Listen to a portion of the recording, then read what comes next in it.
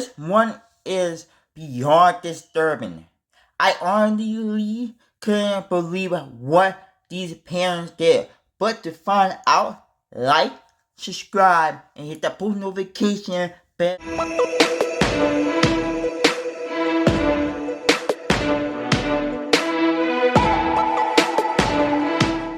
And so I could get his diapers ready, and somebody said, "Hola," and that's all I remember. And I saw white. It's just a baby. Just give our son back, please. On TV, they looked like broken parents, devastated, distraught, begging for their baby Emmanuel to come home. The world leaned in, heartbroken for them. They only but doing that for the cameras, right? Detectives were already side-eyeing their story. Something wasn't adding up. For days, police searched.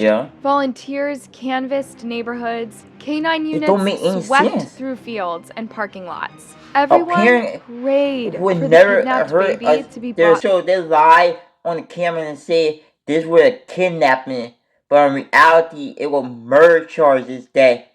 See, this is the reason why they try to get everybody on their side, get the press and everybody to make it feel genuine and make it feel like they wasn't in no wrong. In reality, they wasn't wrong. They just didn't want to say anything. That's just messed up. Like, why we all even hurt y'all 7-month-old baby in the first place? One thing I don't get is, if y'all don't even want the kid in the first place, y'all should never had the kid in the first place. That's one thing. I hate when parents go in and set their kid up for foster care or kill their kid because they don't want their kid. If y'all didn't want the kid, don't do the do. That's it. People don't understand. They think, oh, having sex, they're not gonna have, you're definitely gonna have a kid. If y'all don't have wear no protection, y'all having kids. Like, come on. Where is baby Emmanuel? This is the disturbing case of baby Emmanuel, the 7-month-old baby murdered while parents were crying on live TV. Bad for that kid. That kid the 911 call came in just after 7 p.m. That kid didn't even know anything. On the other end of the line, 41-year-old Rebecca Hara. Her voice panicked, distressed, saying her baby boy, 7-month-old Emmanuel, was gone. And the way she told it, it sounded less like reality and more like something straight out of a bad horror movie. According to Rebecca, she and her husband Jake had been at a local park for their son's football practice. At some point, she drove over to a Big 5 Sporting Goods on Ucapia Boulevard to grab a mouth guard, bringing baby Emmanuel along for the ride. Just another quick errand until the nightmare began. I came over here, I parked right here in this edge. When I was coming over here, I smelled the baby went to the restroom. It's like, okay, Papa, don't worry, we're gonna change you. Rebecca said she parked, laid Emmanuel down next to his car seat, and went to grab a diaper when suddenly a stranger approached her. I was gonna get the diaper and somebody said, "Hola," and I didn't see nothing since. I woke up right here on the floor and I didn't see Emmanuel. When she came to, she had a black eye and no baby. In a panic, she searched around the car, sprinted inside the store screaming, and finally called the police. Within minutes, deputies swarmed the scene. When did the black eye come from? When did you have a black eye? Wait a minute. By the next day, officials were still calling it an active investigation. But behind the scenes, detectives were already wondering if Rebecca's dramatic parking lot attack ever happened at all. And the more they dug, stranger things started to look. As police scrambled to find baby Emmanuel, his parents, Rebecca and Jake, wasted no time going on TV. Rebecca painted this heart-wrenching picture of their son, a happy, healthy little boy who loved playing with his toys. Yo, I really just realizing. I realized what they're doing. I think they murdered their own son, right? And then they stage it as a kidnapping, and then they have people do like GoFundMe or something like that, so they can get money and live like. I guess that how they doing it, or that how the plan going. But if it's like that, something wrong with this. Something definitely wrong with y'all. Go in the bathroom, I know what you already did. Find him. If you know anything, please Come and bring my son back, please. I'm begging you. We just want him back. We won't do anything to you. We just give us our son. He Keep upset. him safe. Don't hurt him. Like, he just Make sure doing you this feed him. because Change camera him. in On his camera, face. they looked like the definition of devastated parents. And for Yeah. people watching at home, it was gut-wrenching. The community rallied behind them, flyers went up, volunteers hit the streets, even nonprofits stepped in with reward money, desperate to bring Emmanuel home. The story started cracking. It began when detectives pulled hours of surveillance footage from that Big 5 parking lot. If Rebecca's story was true, there should have been something on that tape. But what did they see? Nothing. No strangers, no struggle, no sign of an abduction taking place. That was the first red flag. Investigators started interviewing people who had been at the store that evening. Not one person remembered seeing Rebecca attacked or anything suspicious. But the unraveling didn't stop there. Detectives discovered Emmanuel hadn't even been seen at the football game his parents swore he attended that night. The very detail that was supposed to prove he was alive completely collapsed. And then came Rebecca's black eye. She displayed it in interviews like a badge of her so-called attack. But neighbors... Did she put like makeup and blush him in and then make it so real? Like, I'm talking about so real to the point where y'all couldn't even tell that it wasn't a real black eye? Why? If they doing this for the GoFundMe and doing it for money so they can live as a rich luxury person, then y'all are doing way too much. If that's the case, then they need serious help if that's the case. Told a different story. They claimed they saw her with that bruise the day before the alleged kidnapping.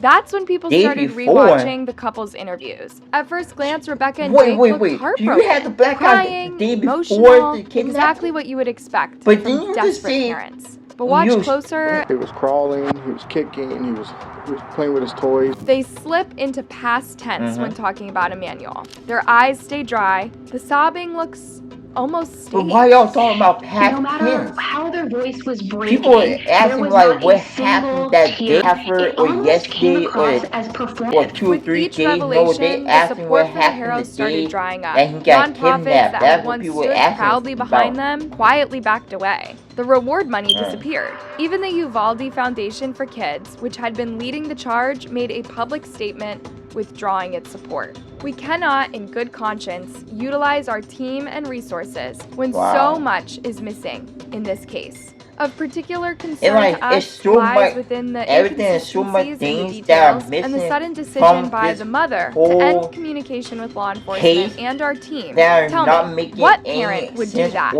was missing if the parents weren't telling? By August 18th, just 4 days in, this case had already flipped on its head. What began as a frantic kidnapping investigation quickly shifted. Detectives were no longer treating this as a rescue mission. They were openly saying they could not rule out foul play. Once police changed direction, things got very real. They stormed the Harrow home with search warrants and tore through every corner. They seized Jake's car and collected electronics, and what they reportedly found inside was chilling. Family insiders later told reporters that some of Emmanuel's photos and clothes were missing, almost as if someone was trying to erase proof that he had ever lived there. But it gets worse. Investigators even ripped up floorboards that had suspicious red stains on them. Let that sink in. At this point, things were not just off, they were downright damning. Detectives eventually laid it out clearly. The kidnapping never happened. Emmanuel had not been snatched by some mysterious stranger in a parking lot. Investigators believed he was already gone, sometime between August 5th, the last day anyone actually saw him alive, and August 14th, when Rebecca suddenly picked up the phone and reported him missing.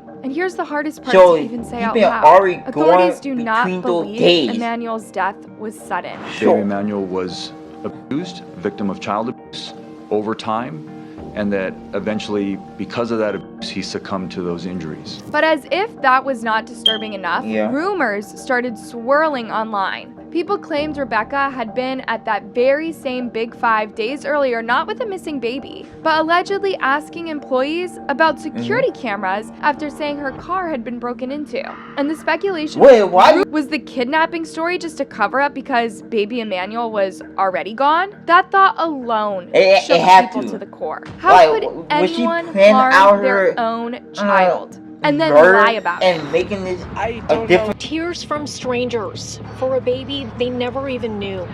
Tonight, community members organized a candlelight vigil at the home of he know how to crawl, and their life is cut real short.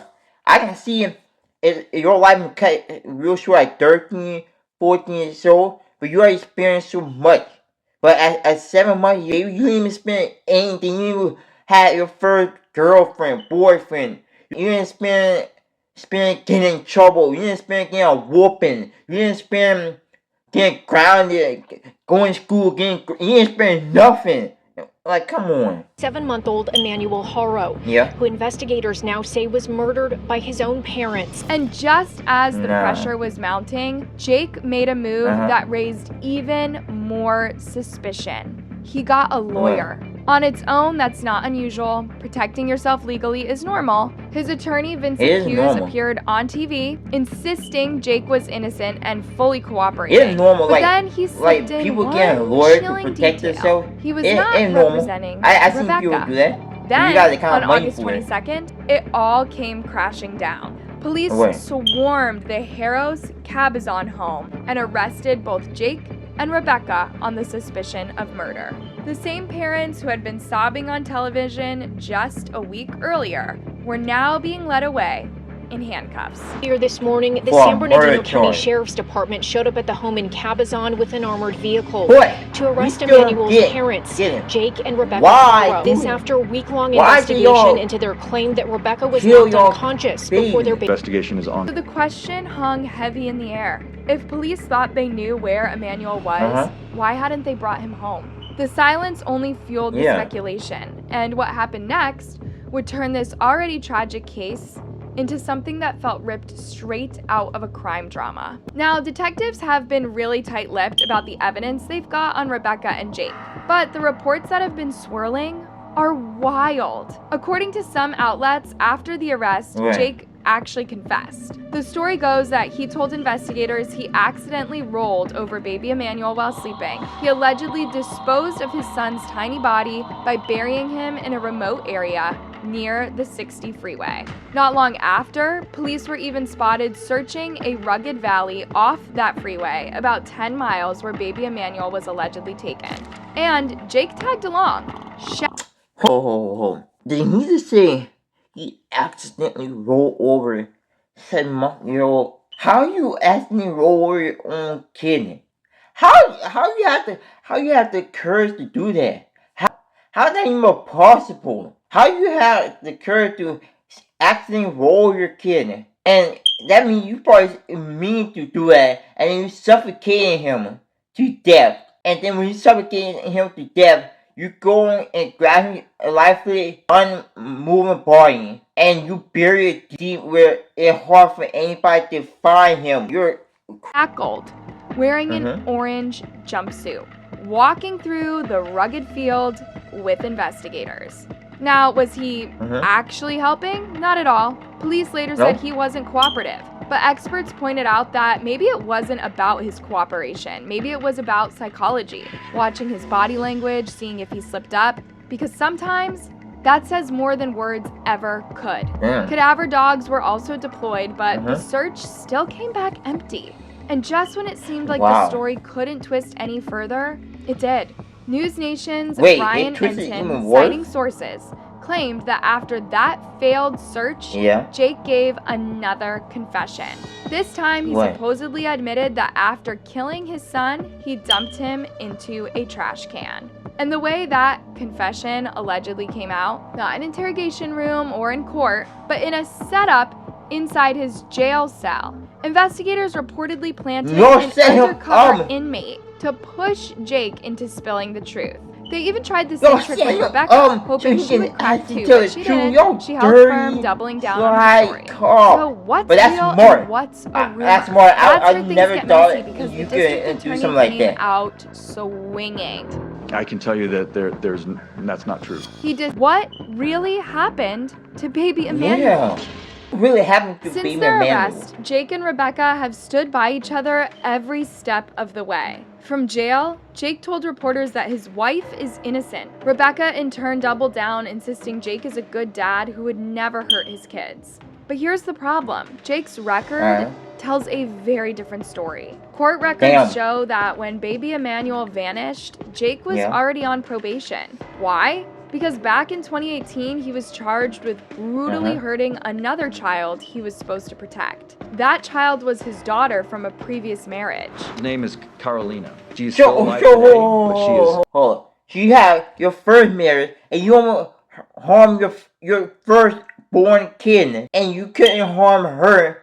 So when you got together with her, you finally did... Whoa. I bring fine. No. It's not true. It's not, but it is true. You gotta understand. They saying all this right here, but whatever. Permanently bedridden. She has permanent damage, cerebral palsy, that is a result of long-term child abuse. Both Jake and his ex-wife pleaded guilty to neglect and cruelty. But instead of prison, they walked away with probation for the damage they caused. That decision was absolutely outrageous.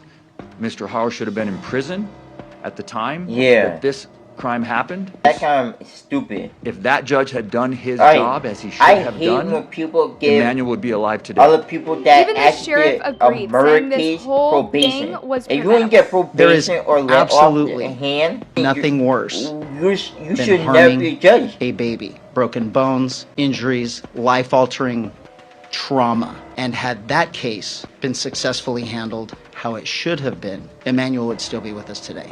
But Jake's legal problems didn't stop there. In July 24, while he was still on probation, he was allegedly arrested again in Banning, this time for having a gun and ammunition. Piece by piece, a chilling picture was forming. Jake wasn't just troubled, he was violent, uncontrollable, and dangerous. The red flags were everywhere, and yet no one stopped him. And now it was too late. Here we have to understand what you're dealing with and is the an experienced child abuser. Here's the part no one saw coming. This wasn't the first time someone in this family... You heard that right. His name is James Buchanan, and he was convicted of killing his girlfriend, Jalen Amanda Keith, and then tried to make it look like she did it to herself.